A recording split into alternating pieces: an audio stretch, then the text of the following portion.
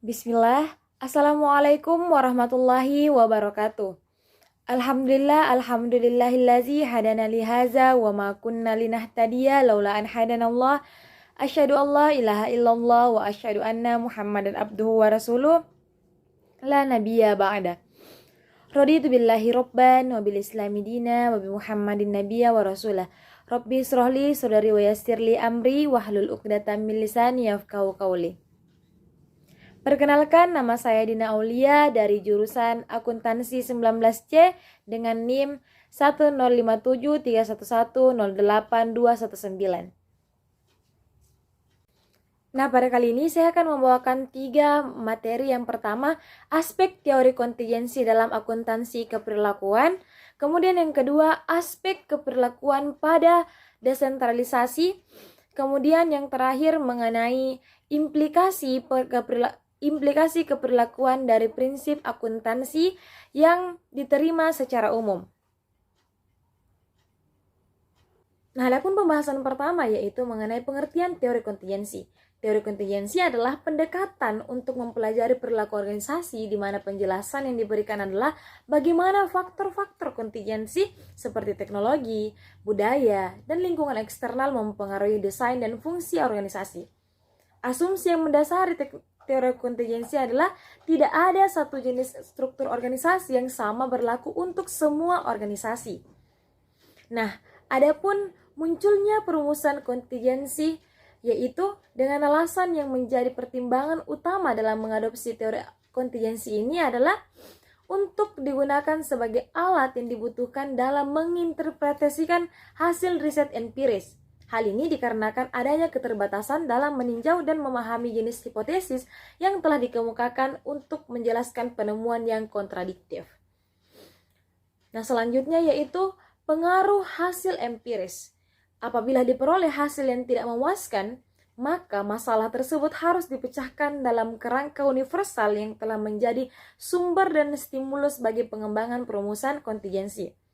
Konsep seperti teknologi, struktur organisasi, dan lingkungan yang telah dilibatkan untuk menjelaskan mengapa sistem akuntansi membedakan antara satu situasi dengan situasi yang lainnya.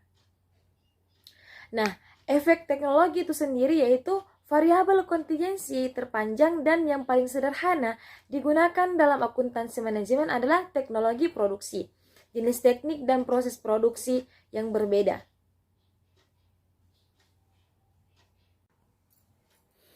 Nah, kemudian mengenai variabel dasar kontingensi dan hubungannya, teori kontingensi akuntansi manajemen dapat mengidentifikasi sejumlah perbedaan atau jenis variabel. Misalnya, teori ini mengemukakan bahwa kerangka yang terdiri atas 3. Nah, 3 hal penting dalam ketidakpastian terdiri atas yang pertama lingkungan, saling ketergantungan, dan faktor internal. Nah, adapun isi teori kontingensi yaitu yang pertama variabel sosial. Nah, variabel sosial terdiri dari beberapa faktor yang terutama terdapat pada semua perusahaan dalam suatu negara merupakan hal pokok yang bervariasi pada setiap negara. Meskipun terdapat kemungkinan adanya persamaan antar negara, hal ini tidak relevan untuk dibahas saat ini. Nah, kemudian lingkungan. Lingkungan perusahaan merupakan konsep dalam hubungannya dengan ketidakpastian. Karakteristik tersebut mempunyai sedikitnya 2 dimensi yang terdiri atas yang pertama, dimensi stabilis dinamis dan dimensi homogen. Nah, kemudian atribut organisasi. Besaran organisasi merupakan konsep dari ukuran yang ada di dalamnya seperti jumlah karyawan, tingkat perputaran penjualan, nilai aset, dan lain sebagainya pada umumnya saling berhubungan. Teknologi telah menjadi konsep penting pada saat ini. Nah, kemudian yang terakhir karakteristik pengguna. Para pengguna dapat digambarkan sebagai individu yang menggunakan data yang terdapat dalam laporan perusahaan dan memiliki suatu kepentingan atau sedang dalam pengambilan keputusan keuangan. Nah, selanjutnya mengenai kerangka evaluasi teori kontingensi. Sistem informasi akuntansi hanya meliputi salah satu bagian dari struktur pengendalian organisasi. Strategi pengendalian organisasi akan melibatkan pertimbangan desain organisasi, sistem informasi manajemen, dan sistem perencanaan dan pengendalian. Nah, kemudian mengenai implikasi untuk riset, yaitu efektivitas sistem informasi akuntansi manajemen berhubungan dengan studi berbagai mekanisme pengendalian digunakan oleh organisasi untuk mempengaruhi perilaku anggota dan hubungan dengan lingkungan eksternal. Nah, perlu pula kita ketahui bahwasanya terdapat 4 karakteristik proses yang penting untuk pengendalian organisasi efektif, yaitu yang pertama, kemampuan dan motivasi untuk bertindak. Kemudian yang kedua, spesifikasi dari suatu sasaran. Kemudian yang ketiga, model yang bersifat prediktif terhadap kemungkinan tindakan hasil pengendalian. Nah, kemudian yang terakhir, pengukuran tingkat pencapaian sasaran. Nah, adapun contoh kasus pada materi ini yaitu pada tanggal 31 Desember, apakah perusahaan harus membayar denda atau terbebas dari tuntutan? Adanya ketidakpastian seperti ini merupakan dapat membuat perusahaan harus membuat sebuah provisi atau kontingensi. Nah, sebelum kita membahas lebih dalam, perlu kita mengetahui apa sih sebenarnya perbedaan dari provisi dan kontingensi itu sendiri. Nah, berdasarkan PSAK 57, provisi didefinisikan sebagai liabilitas yang waktu dan jumlahnya belum pasti. Provisi diakrualkan dengan membebankannya ke beban dan kewajiban serta dicatat hanya jika memenuhi 3 kondisi, yang mana yang pertama, entitas memiliki kewajiban kini, kemudian sebagai akibat peristiwa dari masa lalu, kemudian kemungkinan besar penyelesaian kewajiban tersebut mengakibatkan arus keluar sumber daya yang mengandung manfaat ekonomi. Kemudian yang terakhir, jumlah kerugian dapat diestimasi secara layak. Estimasi yang layak dilihat dari pengalaman, nasihat dan pengacara dan lain-lainnya. Nah, sedangkan kontingensi itu sendiri didefinisikan sebagai kewajiban kini yang timbul sebagai akibat peristiwa masa lalu, tapi tidak diakui karena tidak terdapat kemungkinan besar entitas mengeluarkan sumber daya untuk menyelesaikan kewajibannya, atau jumlah kewajiban tersebut tidak dapat diukur secara andal. Nah, jika besar kemungkinan bahwa kewajiban kini belum ada pada akhir periode pelaporan, entitas mengungkapkan bahwasanya kewajiban kontingensi. Selain kewajiban kontingensi, terdapat pula yang dinamakan aset kontingensi. Klaim atau hak untuk menerima aset yang keberadaannya tidak pasti, tapi pada akhirnya mungkin jadi sah. Nah, contoh aset kontingensi yang paling umum itu berkaitan dengan penerimaan yang mungkin atas uang dari hadiah, sumbangan, bonus, kemungkinan pengembalian dari pemerintah atas kelebihan pajak, penundaan kasus pengendalian yang hasilnya mungkin menguntungkan, dan kerugian pajak yang mungkin kompensasi ke depan. Aset kontingensi ini tidak perlu diakui, hanya didisclose saja, sama seperti kewajiban kontingensi. Nah, jika kita rangkum peluang kejadian dari suatu ketidakpastian, maka kita akan mendapatkan 3 kondisi. Yang pertama, probable, kemudian kemungkinan kejadian sangat tinggi. Dalam kondisi ini perusahaan mencatat provisi.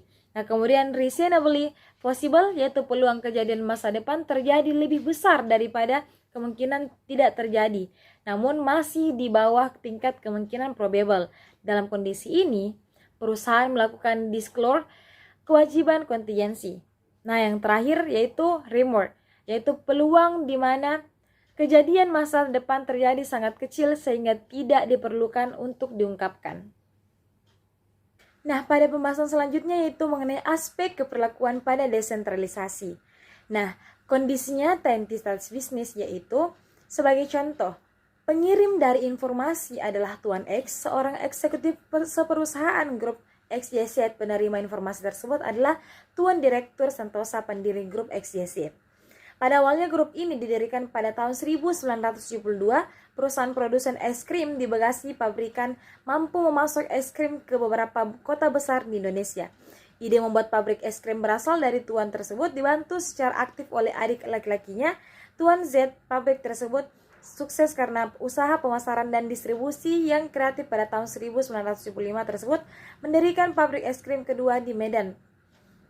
Nah, pembahasan selanjutnya mengenai aspek keperlakuan pada desentralisasi.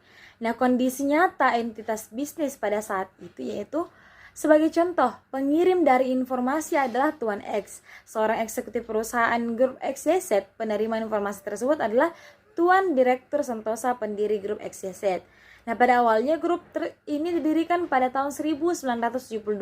Perusahaan produsen es krim di Bekasi di pabrikan mampu memasok es krim beberapa di kota besar di Indonesia. Ide membuat pabrik tersebut berasal dari Tuan Z dibantu dengan adik-adiknya.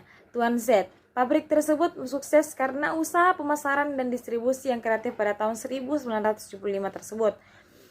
Nah, pabrik Medan didirikan sebagai produsen es krim terbesar di Indonesia. Nah, menjelang tahun 1978, grup XYZ telah melakukan ekspansi kedua arah yang berbeda. Grup tersebut mendirikan pabrik untuk menghasilkan kemasan yang lain digunakan untuk es krim, sereal, rokok, dan produk lainnya. Sebagai kecil tes kapasitas penghasil bahan kemasan yang diperlukan untuk es krim dan direncanakan untuk dijual keluar. Grup tersebut juga mendirikan pabrik es krim di Jawa Timur pada awal 1980-an. Pabrik bahan kemasan maupun pabrik es krim Timur dijadwalkan untuk berproduksi. Nah, Tuan Z bertanggung jawab atas operasi di Jawa Timur dan Bekasi, sementara Tuan Y pindah ke Medan untuk mengawasi jalannya operasi di sana. Nah, percakapan yang digambar di atas terjadi pada awal tahun 1980 antar Tuan A dan Tuan K. Tuan K, seorang insinyur produk susu yang memperoleh keahlian melalui pelatihan, telah dipindahkan dari Medan, di mana menjadi seorang pejabat manajer operasi untuk membantu instalasi pabrik es krim di Jawa Timur. Nah, Tuan kemudian melanjutkan dengan menambahkan percakapannya bersama beliau. Nah, selanjutnya melakukan desentralisasi atau tidak. Lebih dari satu perusahaan yang bertumbuh telah menghadapi masalah untuk melakukan reorganisasi dalam menghadapi pertumbuhan, pencuitan, atau perubahan. Salah satu dimensi dari restrukturisasi organisasi yang memperoleh perhatian yang besar adalah dikotomi sentralisasi atau desentralisasi. Dalam kebanyakan situasi, hal ini dipahami sebagai tingkatan hierarki di mana keputusan dibuat dalam suatu organisasi. Nah, perlu kita ketahui apa makna dari desentralisasi. Istilah desentralisasi digunakan dalam sejumlah besar literatur yang beragam. Dengan demikian, istilah ini memiliki arti yang berbeda pada setiap orang yang berbeda. Nah, adapun lingkungan sebagai faktor penentu desentralisasi. Yang pertama, desentralisasi membebaskan manajemen puncak untuk fokus pada keputusan strategis jangka panjang dan bukan terlibat dalam keputusan operasi. Hal ini berarti penggunaan yang lebih baik atas waktu manajerial yang sangat berharga. Kemudian desentralisasi memungkinkan organisasi untuk memberikan respon secara cepat dan efektif terhadap masalah karena mereka yang berada paling dekat dengan masalah atau manajer lokal memiliki informasi yang paling baik sehingga dapat memberikan respon yang lebih baik terhadap kebutuhan lokal. Nah, kemudian yang ketiga, sistem tersentralisasi tidak mampu menangani semua informasi rumit yang diperlukan untuk membuat keputusan yang optimal. Keputusan yang tersentralisasi mungkin lebih inferior dibandingkan dengan keputusan yang dibuat secara lokal dalam sistem yang terdesentralisasi. Nah, yang keempat, desentralisasi menyediakan dasar pelatihan yang baik bagi manajemen ke depannya.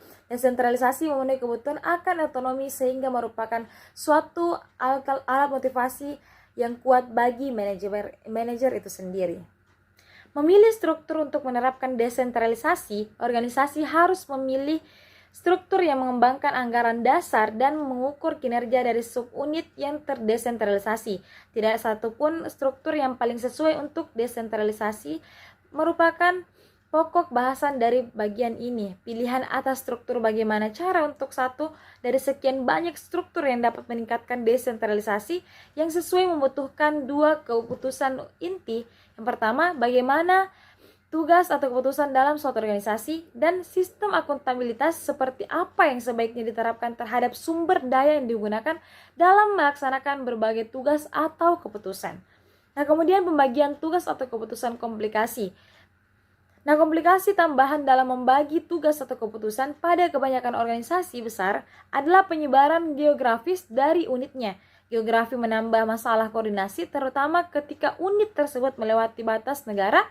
Perusahaan selaras harus diatur berdasarkan wilayah, di mana setiap wilayah memiliki organisasi view dan produk yang lebih lanjut. Masalah yang sulit timbul karena ketika hanya ada beberapa produk dari banyak produk perusahaan tersebut yang dijual di berbagai wilayah. Dalam situasi semacam itu, organisasi dihadapkan pada pilihan yang sulit antara menduplikasi produk itu semua menggunakan geografis untuk seluruh produknya. Nah, selanjutnya mengenai merencanakan akuntabilitas sumber daya langkah kedua.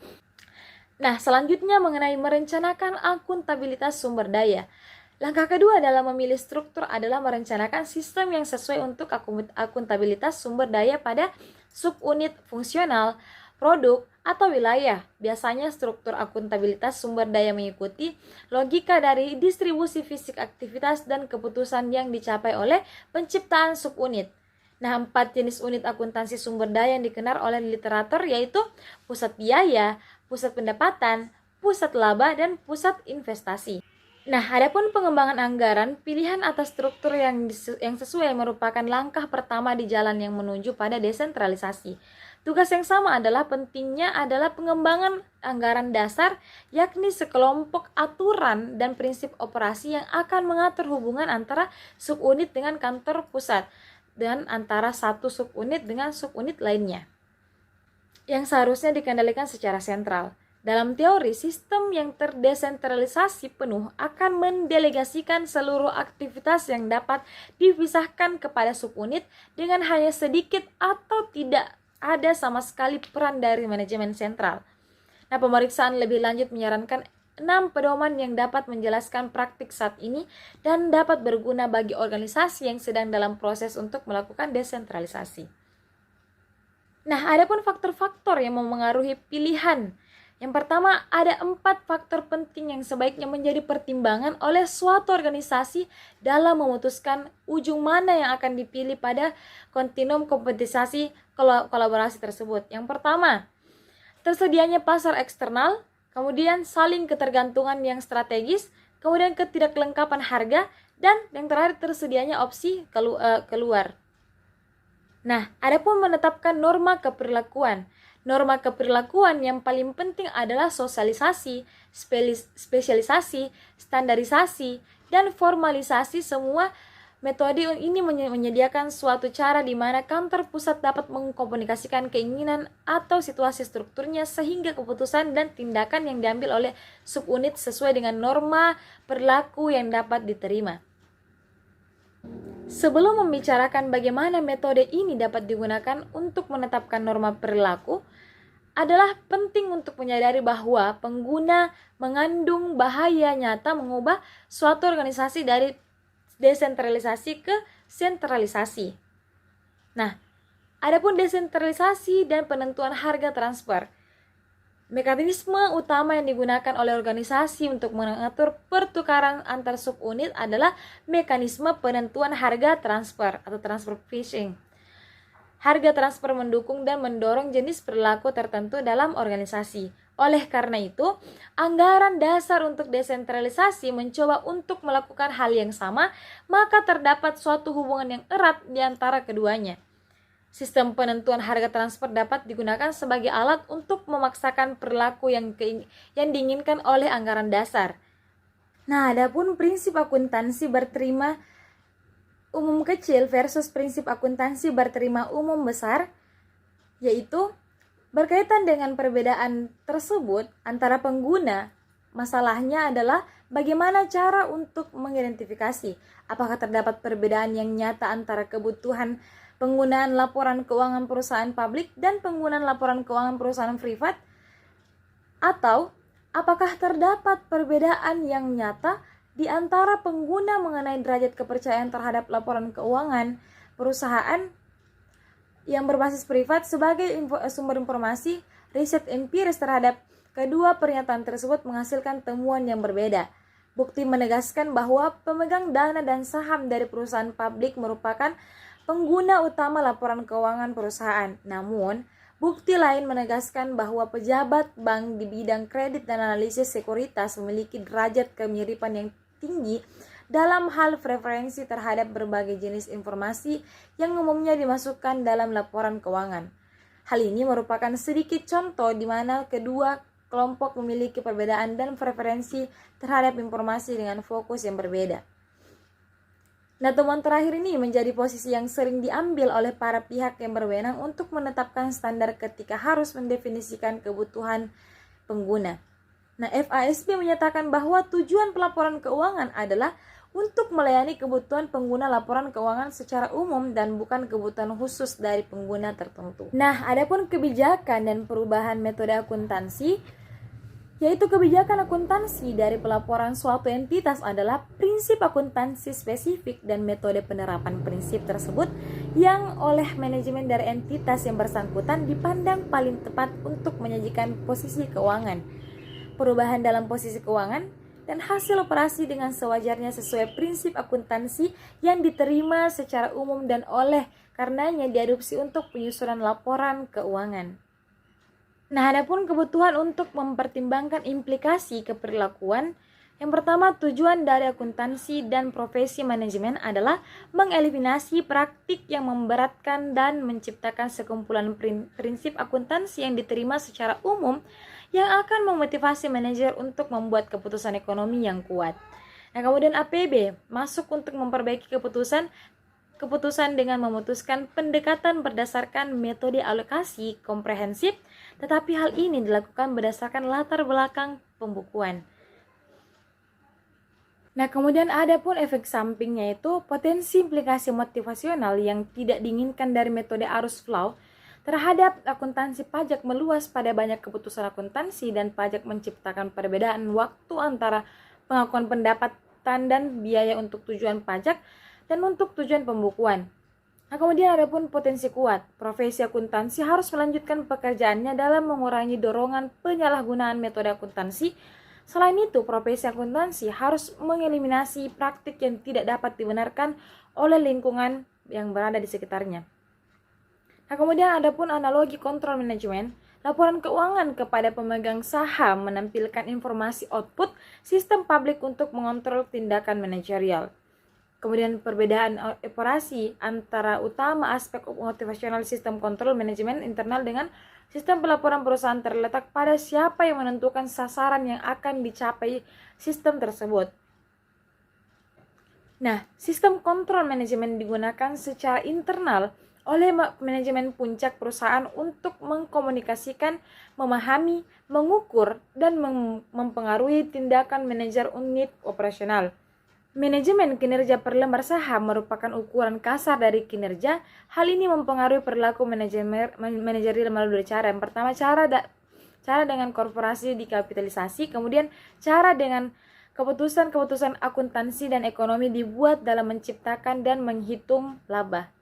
Nah, kemudian kemajuan terbaru, kemudian anak perusahaan tidak dikonsolidasi. Opini APB nomor 10 yang merupakan amandemen terhadap Accounting Research Bulletin nomor 51 mengurangi bias motivasional yang melekat kepada prinsip konsolidasi yang lama. Nah, kemudian kerugian dan laba luar biasa. Nah, laba bersih akan mencerminkan seluruh pos keuntungan dan kerugian yang diakui selama periode tersebut, kecuali untuk pos-pos di mana benar-benar dilakukan penyesuaian sebelum laba periode perusahaan dihitung. Nah, kemudian saham biasa ekuivalen.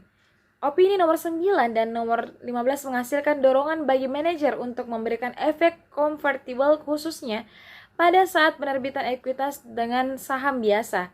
Namun, sejak akhir tahun 1968, SEC menyatakan bahwa perhitungan laba per saham aktual dari korporasi harus memasukkan seluruh kelas saham biasa yang beredar, seluruh efek beredar dengan hal dividen yang sama dengan saham biasa, dan seluruh efek yang dihasilkan terutama dari nilai konversi atau yang memiliki karakteristik pemegang saham. Retroaktif.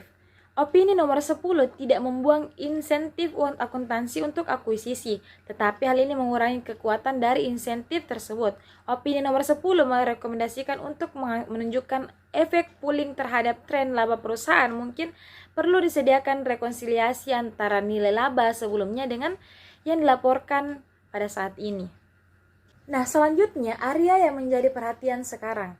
Terdapat sejumlah praktik akuntansi yang mempunyai karakteristik perilaku yang tidak diinginkan karena praktik-praktik tersebut dapat mengkondisikan keputusan manajerial dengan cara yang menghasilkan pengukuran kinerja yang menyesatkan. Nah, yang pertama, menyatukan kepentingan. Ciri penting dari trend merger dan akuisisi perusahaan adalah praktik akuntansi. Penanganan ini digunakan untuk merger melalui pertukaran saham ekuitas dari dua perusahaan dengan ukuran yang sama. Kekuatan dari intensive pooling naik secara signifikan ketika orang mempertimbangkan disinsentif yang melekat pada anggapan akuntansi bahwa biaya dari program seperti penelitian dan pengembangan serta pengembangan baru dan pemasaran tidak dikapitalisasi. Kemudian yang kedua, pendanaan di luar neraca. Faktor yang signifikan dalam pertumbuhan perusahaan sewa guna adalah praktik akuntansi tidak mengharuskan penyewa untuk mengapitalisasi pembayaran sewa mendatang dan menampilkannya sebagai kewajiban pada neraca. Nah, adapun metode pendanaan di luar neraca adalah menciptakan anak perusahaan yang bergerak di bidang keuangan untuk menangani pendanaan hutang melalui penjualan kredit. Nah, anak perusahaan ini tidak harus dikonsolidasikan dengan induk perusahaannya dalam laporan keuangan publik. Nah, selanjutnya kredit pajak investasi. Penanganan akuntansi arus kredit pajak investasi memungkinkan perusahaan untuk mengakui keuntungan penghasilan secara penuh dari kredit investasi dalam tahun ini, sehingga memungkinkan menghasilkan laporan menyesatkan untuk laba periode sekarang. Kekuatan penanganan akuntansi terhadap kredit pajak investasi akan berkurang jika kredit pajak investasi dicatat dengan metode penundaan. Nah, yang ketiga, kredit pajak investasi. Penanganan akuntansi arus kredit pajak investasi memungkinkan perusahaan untuk mengakui keuntungan penghasilan secara penuh dan kredit pajak investasi dalam tahun ini, sehingga memungkinkan menghasilkan laporan menyesatkan untuk laba periode sekarang. Kekuatan penanganan akuntansi terhadap kredit pajak investasi akan berkurang jika kredit pajak investasi dicatat dengan metode penundaan. Nah, selanjutnya perlindungan melalui pengungkapan. Nah, memungkinkan untuk mengurangi potensi dari implikasi perilaku yang tidak diinginkan dari kasus sebelumnya dengan ketentuan pengungkapan yang berhubungan. Hal ini berlaku jika analisis sekuritas dan pemegang saham memahami secara penuh praktik akuntansi yang terlibat dan secara eksplisit melakukan penyesuaian terhadap pengaruh metode akuntansi terhadap laba perusahaan dan melakukan evaluasi. Selanjutnya, pengendalian internal. Contoh pengendalian internal itu sendiri yaitu terhadap sedikit perusahaan yang mengungkapkan kapitalisasi sewa guna usaha pada laporan keuangan publiknya, meskipun sebagian besar dari perusahaan tersebut menuntut manajer divisional untuk mengapitalisasi sewa guna usaha pada laporan divisional. Nah, kemudian beberapa perusahaan membolehkan manajer divisi untuk mengapitalisasi biaya penelitian dan pengembangan. Nah, untuk alasan serupa, sejumlah perusahaan menggunakan depresiasi dipercepatkan untuk tujuan internal. Nah, beberapa perusahaan memberi kredit kepada divisi untuk kredit pajak investasi yang mengalir dari investasi mereka. Nah, itulah tadi materi singkat terkait 3 pembahasan bab yang telah saya sampaikan, kurang lebihnya mohon dimaafkan. Saya Dina Aulia, pamit undur diri. Billahi fisabilil haq, fastabiqul khairat. Wassalamualaikum warahmatullahi wabarakatuh.